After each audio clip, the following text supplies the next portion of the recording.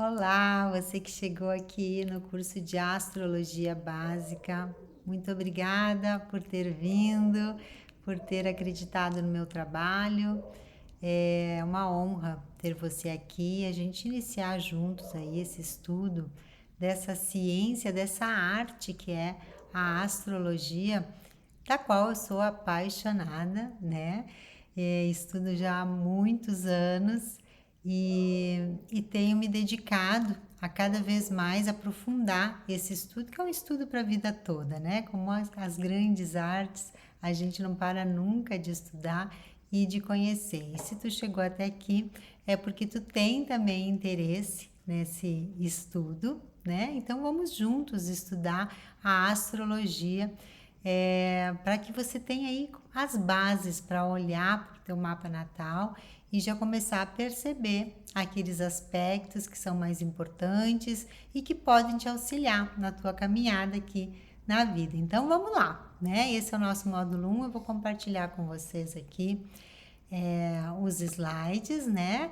Então essa é a primeira aula do primeiro módulo do curso e aqui a gente vai conhecer um pouquinho mais a astrologia, certo? Então vamos lá. Não se preocupe em querer copiar tudo que está aqui, porque depois vocês vão receber esse material, né? Vai ficar ali disponível para vocês na plataforma, então não se preocupem em copiar, se preocupe agora só aí ouvindo, para a gente conversando e trazendo essas primeiras informações, né, sobre a astrologia. E aqui nesse primeiro módulo, então, deixa eu só passar aqui. O que é a astrologia? A gente já entra assim, né? Mas afinal, o que é a astrologia? Bom, vou te dizer o que não é astrologia e depois a gente começa a conversar sobre o que é. Astrologia não é o horóscopo do jornal. Astrologia não é saber o teu signo, né? Quando a gente diz assim, eu sou de Sagitário, outro, eu sou de Áries. Isso é um aspecto, né? Dentro da astrologia, um dos aspectos do nosso signo solar, que é muito importante, sim, mas que é apenas um dos aspectos, né? A astrologia também não é um modo de prever o futuro, né? De adivinhar o que vai acontecer, o que não vai acontecer. Isso não é astrologia. Astrologia é um processo de autoconhecimento. Então vamos lá. Astrologia, né? Na base desse estudo está o estudo das influências. Enrolei aqui para falar, mas vamos lá, vamos embora, tá? É desse jeitinho mesmo. O estudo das influências dos astros sobre o comportamento humano. Então, poderá mesmo os astros influírem no nosso comportamento? Isso é que a gente vai ver ao longo aí do nosso estudo, né? Então, se a gente pensar em termos de energia, hoje a gente sabe que tudo é energia, né? Esse computador é energia, aqui que eu estou fazendo essa transmissão, essa mesa onde está apoiado é energia, nosso corpo é energia, tudo, absolutamente tudo é energia, né?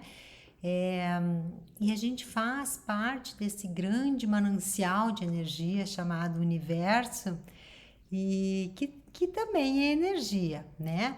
Então, por que não pensar que os planetas e os seus movimentos também são energia em ação, né?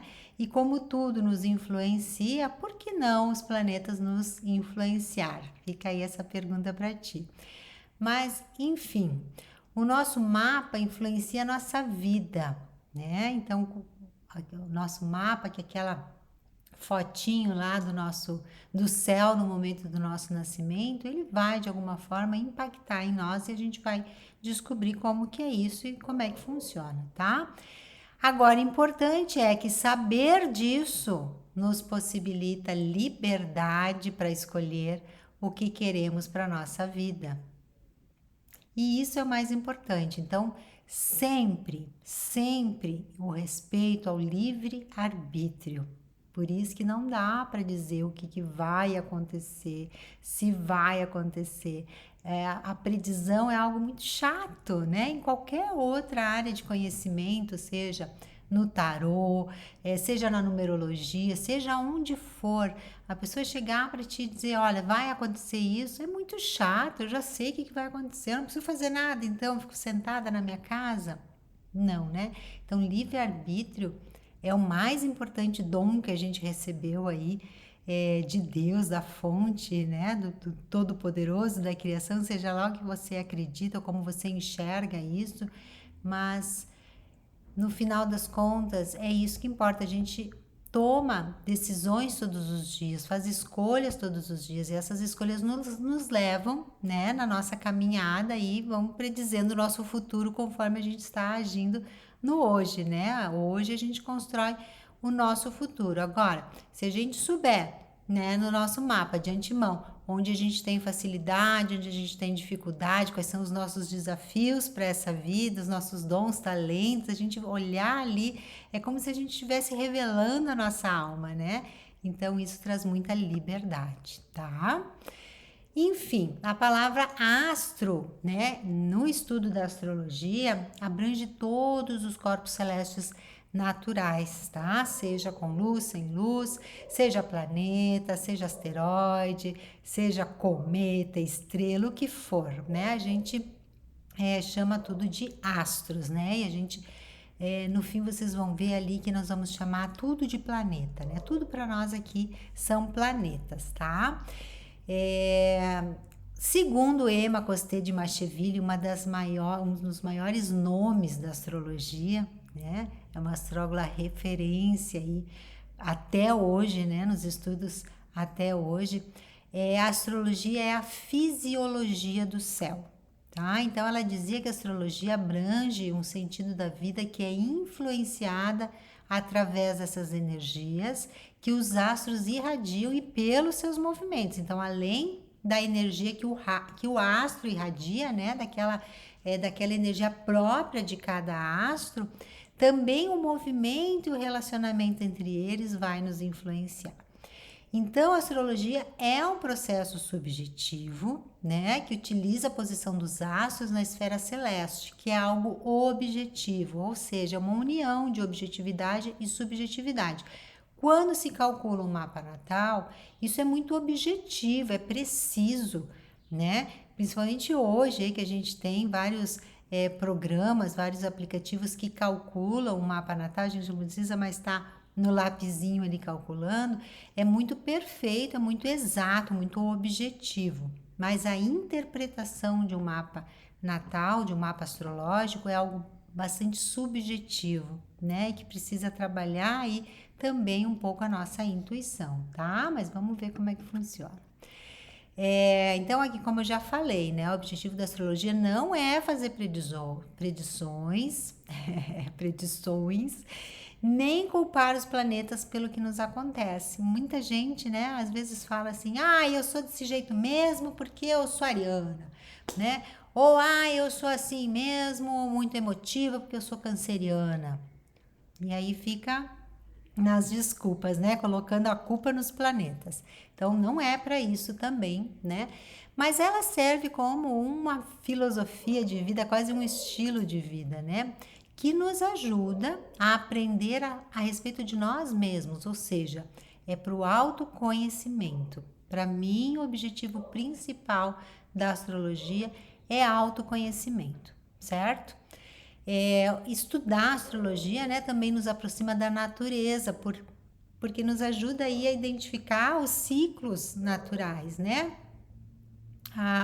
Toda a órbita do Sol, as fases da Lua, as estações do ano. A gente consegue enxergar várias coisas ali e começar a nos relacionar com os movimentos desses astros no nosso dia a dia de uma forma mais gostosa. A gente começa a conhecer eles no céu, saber em cada época do ano aonde que eles se encontram, né? Quando Vênus é a estrela da manhã e quando Vênus é a estrela do anoitecer e assim por diante. É muito gostoso também a gente conseguir começar a olhar para o céu e começar a identificar esses astros lá no céu, certo? Bom, entre os antigos, eu lembro muito do meu avô, tinha um avô que gostava muito de mexer com planta. Ele tinha um quintal enorme com muitas árvores e flores que ele plantava para minha avó. E ele gostava muito, né, de mexer na terra. E ele sempre sabia as fases da lua, ele sabia o mês que era apropriado para poda, que não era, que quando podia colher, que quando podia fazer muda, quando podia transplantar. Então ele se baseava muito por isso. Isso era uma coisa que me chamava muita atenção de criança, mas o fato é que muitos agricultores, né, ainda utilizam disso para os seus processos, né? E também ali o pessoal da navegação, o pessoal da pescaria, né? O pessoal que lida com móveis tem uma época também determinada que a madeira ela fica mais resistente a cupim, por exemplo, é muito interessante. Então, a gente consegue também observar esse tipo de coisa. Também importante aqui, eu acho que essa primeira aula é só para trazer essas reflexões mesmo, para a gente ir se ambientando e desmistificando algumas coisas da astrologia, né? É importante que a gente tire esses preconceitos a respeito de determinados signos, de determinados planetas, de determinadas conjunções, né? Ou relacionamentos entre eles, tá? Então, assim, não tem certo e errado, não tem bom e mal. E como dizia a Emma, né? O que devemos considerar é sabedoria ou ignorância. Então, ela dizia que quando era aquele efeito era maléfico, né? Ou era prejudicial, é porque ali existia uma ignorância, ou seja, a gente não sabia a respeito daquilo. Né? E conforme a gente desenvolve a consciência daquele aspecto, ele passa, deixa de ser maléfico para ser uma lição, um aprendizado para que a gente faça uma evolução, né? É como um degrau que a gente escala e vai para um patamar superior. Então, ela dizia que do erro vem o sofrimento e que não há evolução sem a experiência do sofrimento. Então, em vez de a gente ficar só sofrendo, a gente experimenta o sofrimento, aprende com ele e evolui. Bom, na história da astrologia, aqui eu não vou falar de toda a história da astrologia, é um material bem rico, eu vou deixar a referência bibliográfica aqui também, né, na aula. Tem livros bem interessantes que falam só da história da astrologia, muito lindo, inclusive é bem gostoso da gente ler, se tu te interessa, né? Pode ir atrás, mas aqui é assim para a gente dar uma pincelada rápida, até para a gente se identificar ali, né? Se mapear na história, né? E saber como ela é antiga e como ela vem acompanhando o ser humano ao longo da sua trajetória, tá?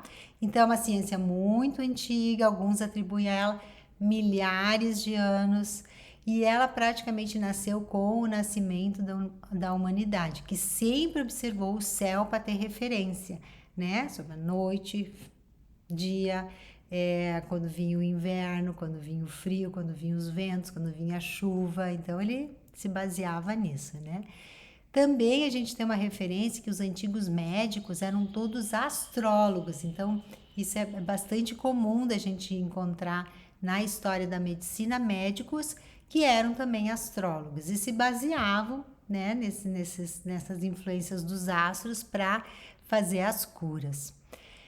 É uma ciência que sempre foi misturada aos mistérios e por isso também, né, com isso, acaba que muito charlatão, muito mentiroso, muito enganador aí também se misturou, como em tudo, né? A humanidade é que faz o bom e o ruim.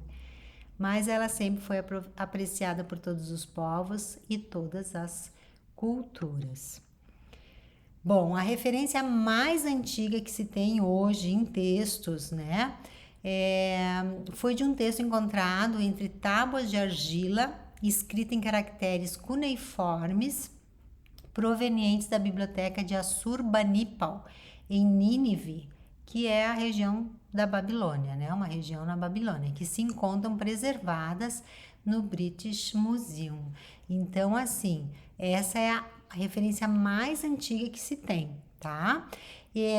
Essas tábuas, elas formam uma espécie de enciclopédia e reproduz documentos muito mais antigos, datando aí talvez da primeira metade do terceiro milênio antes da nossa era, ou seja, 3.000 anos antes de Cristo.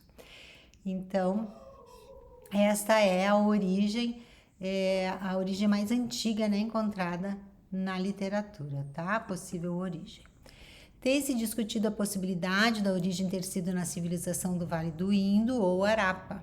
Essas duas civilizações compartilham a ênfase no papel das estrelas, pano de fundo e baliza do movimento do Sol e da Lua, tá? Então, principalmente esses dois luminares, Sol e Lua. Em Harappa teria se originado o conceito de, agora não sei se eu vou falar direito, Nakshatra, acho que é alguma coisa assim, que é em sânscrito, né, que significa os imortais. Manazil, que seria em árabe, ou mansão lunar, que mais tarde daria origem ao zodíaco, então vem de lá dos árabes, né? Em ambas regiões, o Sol causticante não é, como na fria Europa, o doador da vida, e sim a Lua, com as marés que provoca no mundo físico e nos seres vivos. Então aqui a gente já começa a ver uma diferenciação, né? Inclusive na orientação dos calendários, que alguns são solares, outros lunares, outros um misto de Sol e Lua, né? Então tu vê, para eles lá o Sol era muito causticante, ele praticamente exterminava com a vida por ser muito forte. Então não era ele o doador da vida. Quem doava a vida era a lua, que aí trazia as águas, trazia as marés, né? E com as marés a fertilização, os peixes, enfim, né? Olha que interessante isso. Então, para os nakshatras, eles mediam a passagem da lua pelo céu, sendo cada um desses asterismos a medida de arco média percorrida pela Lua em um dia. Então, era a Lua que eles se baseavam, né? Nessa época tão distante, ciência, poesia, culto e religião estavam de mãos dadas. O homem começa a associar os acontecimentos da sua vida diária à influência do movimento dos astros no céu, ou seja, a agricultura, a pesca, o clima, a navegação, tudo isso dependia de eles saberem se orientar pelos astros, né? Então tinha aquela pessoa que era o astrólogo ali, né? Daquela comunidade, daquela região, daquele povoado, que era quem sabia dar essa orientação e indicar aí para a população para poder plantar, poder pescar, enfim, né? Para a vida diária. Então há uma fusão entre os ciclos da natureza, a ordem do universo e os deuses, que eles colocavam muito como deuses, né? Cada planeta, cada cinturão, que deveriam ser apaziguados para que se pudesse ter colheitas fartas e boa sorte. Então, assim, eles tinham que adorar aqueles deuses que eram as estrelas, os planetas, os astros, para que trouxesse boa sorte para aquele povo, né? E daí já nasceu uma série de cultura aí religiosa, né? Então é bacana de olhar para a história para ver como tudo foi se entrelaçando, né? E não são coisas separadas. Astrologia barra astronomia, que elas eram fundidas, né? Se prestava às previsões e presságios dos sacerdotes que levava as informações diretamente ao rei ou soberano do estado. Assim, servia a ordem pública e estabelecia o calendário agrícola e o planejamento das cerimônias religiosas, ou seja, aquela pessoa, né, que sabia mais ali olhar para os astros e predizer, né, ela levava todas as informações para o chefe para que ele estabelecesse o calendário daquela comunidade. Dos caldeus, então, né, que aí eram os caldeus, avança para Pérsia, Índia, China, Arábia, Egito, Grécia. No Egito, a astrologia é adotada por dar descobrimento à causa da enchente do Nilo, o maior fenômeno que domina a história daquele país. Então, recomeça a cada solstício de verão, com o nascer de Sírius junto ao Sol, ou seja, um fenômeno astronômico. A partir disso, a observação do céu passa a ser objeto de previsões de ordem nacional. Na China, confucionismo e taoísmo retiram sua filosofia do pensamento que une natureza e astrologia, onde a natureza humana funda sua moral sobre a lei do céu. Além disso, o imperador é o intermediário entre o alto e o baixo, religando a sociedade humana à ordem celeste. Na Índia, esse mesmo pensamento circula nos Vedas e Upanishads. O pensamento budista é uma filosofia da natureza impregnada de astronomia, assim como o yoga se relaciona com a harmonia céu-terra. E assim a astrologia vai tomando corpo em diversas civilizações até chegar à época da Alexandria, onde se começa a relacionar os movimentos celestes com os comportamentos humanos e diante disso passa a ter uma nova abordagem. Então aqui a gente já começa a ver um pouco mais próximo do que é a astrologia hoje. Sempre esteve junto ao homem em diferentes momentos da história. Hoje, com a facilidade de se levantar um mapa natal, a astrologia novamente teve um impulso, com muito mais pessoas interessadas verdadeiramente em estudar seus conhecimentos. Então, assim, como eu falei, é uma pincelada rápida dentro da história, mas eu acho que vocês já começam a perceber que ela foi se modificando, né, inclusive na sua função e na sua importância para as pessoas, né, ao longo da história. Então, essa visão da astrologia como algo que interpreta o comportamento humano, ela é mais recente. Antigamente, astrologia e astronomia andavam de mãos dadas, né? Eram ciências comuns. Ao longo da história, a astronomia ela foi tendo mais reconhecimento científico e a astrologia ela teve um período em que ela praticamente foi exterminada, né? Que foi ridicularizada, assim, como algo muito banal, como algo muito frívolo, né? Que não tinha importância nenhuma. Isso tudo naquele momento em que a humanidade colocava mais a ciência no pedestal, né? Então foi retirando, foi exterminando com tudo aquilo que era mais, que vinha mais de uma forma de adoração aos deuses, né? Aos deuses planetários e a outros deuses, enfim, a ciência ela foi meio que tomando conta de tudo, né? E hoje a gente vê um movimento aí que é a união da ciência, religiosidade, espiritualidade, é tudo uma coisa só, como a gente começou lá no início dessa aula aqui falando que tudo é energia, tudo pertence, né? Tudo que está aqui pertence, a ciência pertence, a espiritualidade pertence e a astrologia pertence, assim como a astronomia, ela se casa muito bem, até porque a astrologia precisa da astronomia para fazer os seus cálculos, né?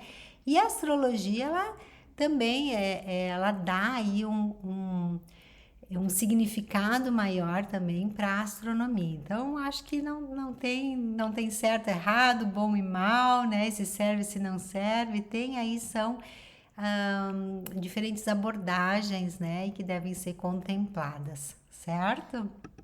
Então, agora a gente vai lá para a aula 2 deste módulo e vamos falar um pouquinho sobre o que é um mapa natal. Te vejo em seguida.